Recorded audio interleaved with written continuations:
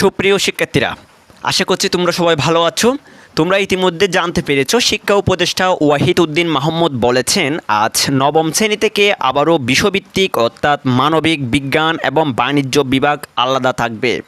বুধবার 21শে আগস্ট বিকেলে এক সংবাদ সম্মেলনে এই কথা বলেন তিনি বলেন নতুন বছরের পাঠ্যপুস্তকের ভেতরের বিষয়বস্তু পরিবর্তন করা হবে। শিক্ষাক্রম সংস্কারের প্রাথমিক পদক্ষেপ নিতে হবে, অর্থাৎ তোমাদের মানবিক বিভাগ, বিজ্ঞান বিভাগ এবং বাণিজ্য বিভাগ টিকে থাকবে, কিন্তু তোমাদের ভিতরের যে বিষয়বস্তুগুলো সেগুলোর পরিবর্তন আনা হবে। 1959 সালে নবম শ্রেণী থেকে বিভাগ বিভাজন চালু হয়েছিল। 65 বছর ধরে এই নিয়মে চলেছে শিক্ষা পদ্ধতি।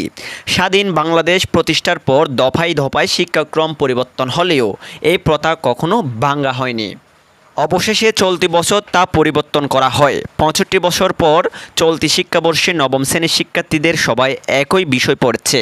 নতুন শিক্ষাক্রম অনুযায়ী বিজ্ঞান, মানবিক ও বাণিজ্য শাখার বিভাজন নেই, সবার এক বইয়ে লেখাপড়া করছে।